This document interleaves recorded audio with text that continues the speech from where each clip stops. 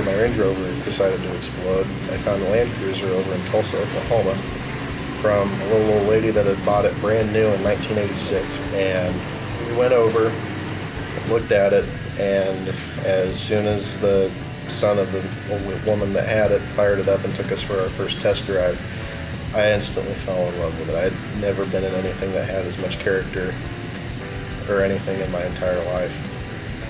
Kind of, for lack of a better term, kind of threw a temper tantrum that we weren't going to leave Tulsa, Oklahoma without that Land Cruiser. That Land Cruiser has gotten me basically to where I am today. I wouldn't be pursuing the career that I am pursuing now if it wasn't for that car. I wouldn't have the friends that I have now if it wasn't for the car and the ability to come here to McPherson College and pursue the passion that I caught from that car and make all the friends here at the college as well that honestly have probably for the rest of my life.